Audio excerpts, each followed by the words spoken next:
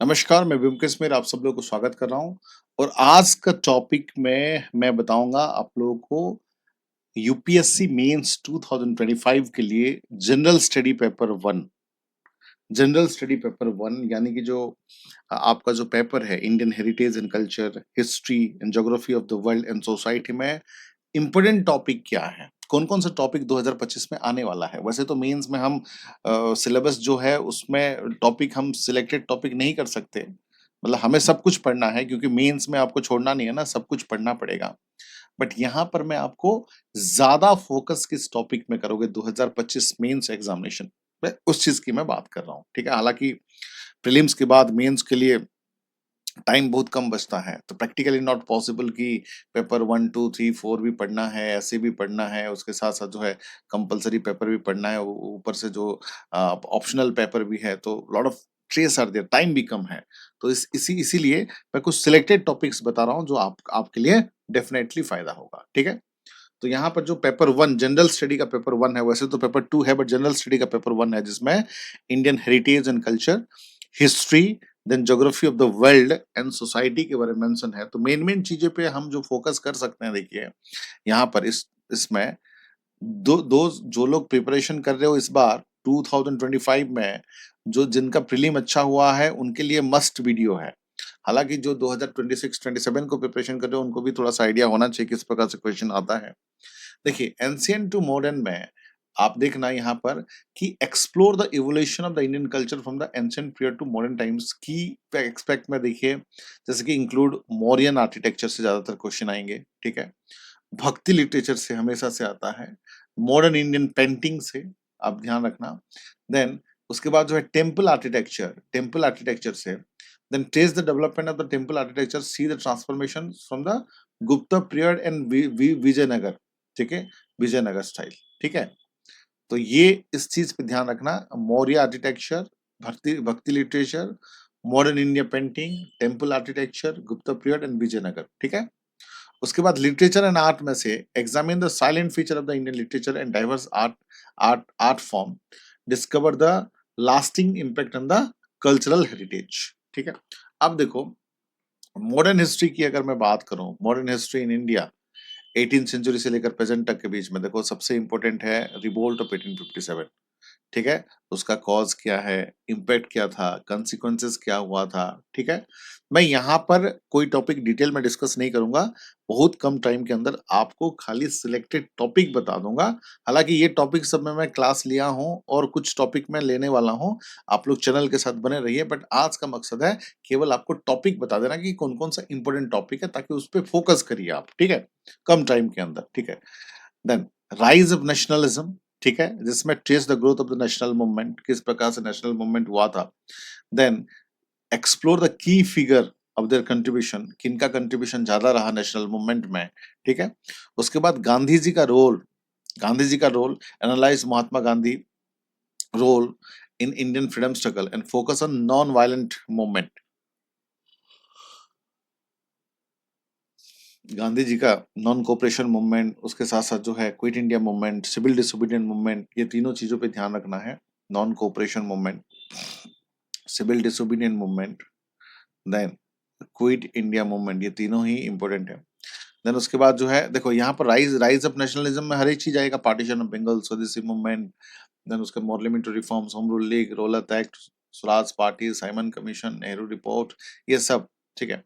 उसके बाद economic policies में examine the impact of British economic policy, focus on their effort in agricultural and Indigo revolt, ठीक है? उसके बाद देखो वर्ल्ड हिस्ट्री में फोकस करना। वर्ल्ड हिस्ट्री जो मेंस में खाली आता है वो प्रीलिम्स में नहीं आता है, तो आपको पढ़ना पड़ेगा वर्ल्ड हिस्ट्री में। की इवेंट में देखो इंडस्ट्रियल रिवोल्यूशन, ग्लोबल स्प्रेड, उसके बाद जो है impact of the world war, हालांकि दोनों वर्ल्ड वॉर के बारे में देख लेना, world war 1 and 2, then redrawing the national boundaries post conflict, then waves of the decolonized movement, then उसके बाद जो है political philosophies में rise of communalism, its global influence, then principle of capitalism and its evolutions, emergence of socialism and its difference, and comparing French and Russian revolution. तो ध्यान रखना French और Russian revolution हो गया, सोशलिज्म, कैपिटलिज्म एंड कम्युनलिज्म को ध्यान देना है, ठीक है? देन उसके बाद देखो इंडियन सोसाइटी की बात करते हैं। ठीक है। देन जो है इंडियन सोसाइटी की बात करते हैं, ठीक है। ये आपको पढ़ना पड़ेगा बेटा, इंडियन सोसाइटी अलग से। देखो डाइवर्सिटी ऑफ इंडिया, ठीक है, लाइक, ठीक है, that is explore Indian unique social fabric and cultural richness. Then globalisation effect, उससे तो ज्यादातर क्वेश्चन आता है ग्लोबलाइजेशन पे। Understanding the globalisation's impact on the impact of the Indian society and culture, ठीक है। उसके बाद रोल ऑफ वुमेन, ये भी एक इम्पोर्टेंट टॉपिक है हमेशा से, ठीक है।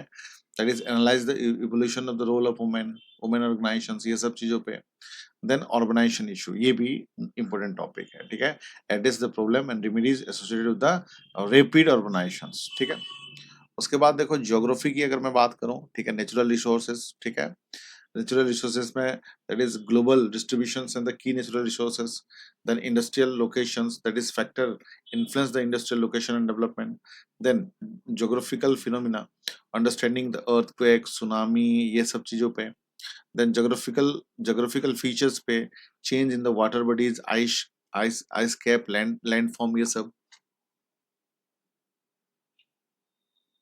यहाँ पर देखिए सिलेबस जो है इंटरलिंक्ड है एक दूसरे से, जैसे कि हिस्ट्री और सोसाइटी का जो इंटरलिंक्ड है, देखिए historical event shape societal structures and norm. Geography and resources में जो है geographical influence resources distribute and utilisations. Climate and agriculture में है monsoon pattern directly impact the agricultural practice, and cultural and economy में है cultural practice can influence economic activities in the trade, ठीक है। इस प्रकार से सब्जेक्ट जो इंटरलिंक्ड है, ठीक है। उसके बाद देखो प्रिपरेशन स्ट्रेटेजी एंड रिसोर्सेज की बात करूंगा यहाँ पर। देखो एसेंशियल रिसोर्सेज जो है एनसीईआरटी टेक्स्ट बुक है, ठीक है। उसके बाद स्टैंडर्ड बुक्स है, डेली न्यूज़पेपर पढ़ना है आपको, थोड़ा सा अप टू डेट रहना है। देन स्ट्रेटेजिक अप्रोच में implement syllabus, mapping mapping practice of previous year paper, उसके साथ जो है मॉक टेस्ट देना है और फुल टेस्ट भी देना है। देन उसके बाद time management, allocate time section section wise देखो, और एग्जामिनेशन हॉल में भी मेंस में टाइम मैनेजमेंट बहुत क्रुशियल है, ध्यान देना है उसमें।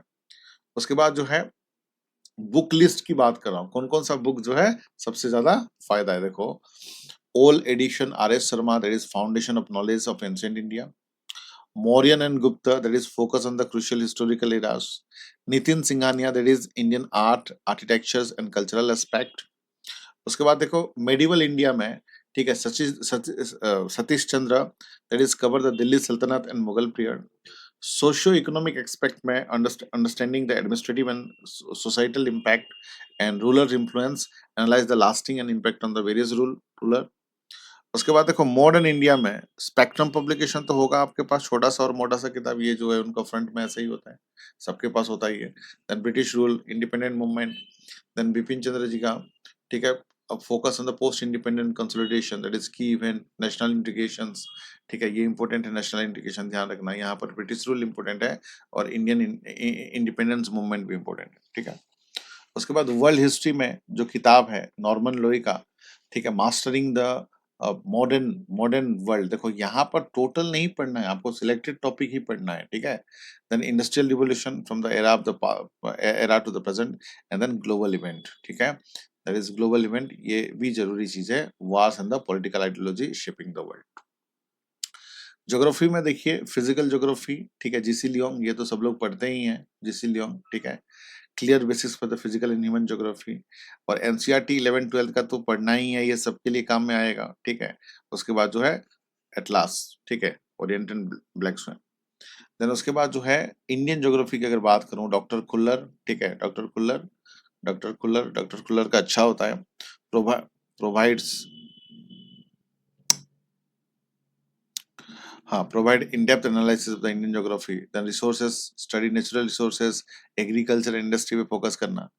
Economic planning, understood the economic planning with India, हालांकि इकोनॉमिक प्लानिंग ये इकोनॉमी का भी टॉपिक है, बट आप रिलेट कर सकते हो, ठीक है। देन उसके बाद जो है ह्यूमन एंड इकोनॉमिक ज्योग्राफी, ठीक है, एनसीईआरटी किताब में, that is the key concept of economic and social geographical explain. Then population data, cover population distribution and migration, हालांकि पॉपुलेशन देखो इसमें थोड़ा सा इस बार के लिए अवॉइड कर सकते हो, थोड़ा सा कम आएगा क्योंकि पॉपुलेशन सेंसस अब तक नहीं हुआ है, 2011 में ही लास्ट सेंसस हुआ था, तो शायद इस टॉपिक इतना रिलेवेंट नहीं होगा, but you never know. Then urban development, include the urbanisation and regional development, ठीक है।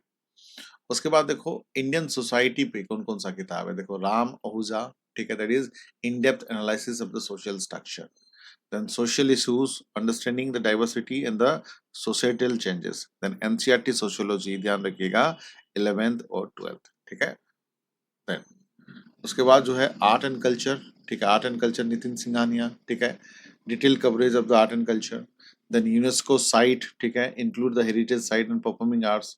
Then visual and performing art, exploring the painting, music and various dance, ठीक है। तो ये था कुछ बुक लिस्ट जो आप पढ़ सकते हो मेंस के लिए। आज का वीडियो में मैंने कोशिश किया था केवल आपको बुक लिस्ट बताऊं, उसके साथ साथ मेन मेन टॉपिक बताऊं। वैसे तो चाहो तो हर टॉपिक पढ़ लीजिए, बट इस टॉपिक को ज्यादा फोकस्ड करिए, ठीक है। उसके साथ-साथ हम लोग जो है मेन कोर्स बैच स्टार्ट कर दिया है मंडे से। यहाँ पर टोटल पब्लिक एडमिनिस्ट्रेशन और हिस्ट्री का ऑप्शनल भी है और सारे पेपर हैं। सब्जेक्ट वाइज़ ये पेपर हैं। हिस्ट्री, पॉलिटी, ज्योग्राफी, इकोनॉमिक्स का फाउंडेशन बैच स्टार्ट हो गया है। उसके साथ-साथ जो है ये हमारी देखो ये जो है मेरा पर्सनल नंबर है, ठीक है? किसी भी प्रकार का दिक्कत है, ये नॉर्मली हम लोग मेंटरशिप 11,000 लेते हैं, बट अभी जो है आप लोगों के लिए मैंने फ्री कर दिया है, ठीक है? तो आप जो है 24/7 जो है इस सर्विस का फ़ायदा उठा सकते हो। कभी भी मुझे 24/7 व्हाट्सएप कर सकते हो और कॉल करने का जो टाइम रहेगा 1 बजे 1 पीएम से लेकर 2 पीएम तक आप मुझे कॉल कर सकते हो। दिन में 1 से लेकर 2 बजे के बीच में कॉल कर सकते हो, 365 दिन कभी भी। और व्हाट्सएप की बात आती है तो कभी भी कर सकते हो। अगर देखो यहाँ पर आप अपना आंसर राइटिंग प्रैक्टिस भी होगा, आंसर भी भेजना, मैं चेक करके भेजूँगा। उसके साथ-साथ किसी भी प्रकार का प्रॉब्लम है, चाहे वो not only for the main student, चाहे आपको प्रीलिम्स में दिक्कत हो रहा है, मेंस में दिक्कत हो रहा है, स्टडी मटेरियल क्या पढ़ना है, ऑप्शनल कौन-सा चूज़ करना है, आंसर राइटिंग प्रैक्टिस कैसे करनी है, किसी भी प्रकार का दिक्कत है, आप डायरेक्टली मेंटरशिप ले सकते हो। ठीक है? आज के लिए इतना ही बच्चों। नीचे जो है डिस्क्रिप्शन बॉक्स में ऐप है और दूसरे चैनल है, उसको लाइक कर सकते हो, सब्सक्राइब कर सकते हो, ठीक है? और ऐप में जाके ये कोर्स वगैरह परचेज़ कर सकते हो, किसी भी प्रकार का दिक्कत है तो इस नंबर पे भी कॉन्टैक्ट कर सकते हो, ठीक है? आज के लिए इतना ही। Thank you all, have a nice day, take care.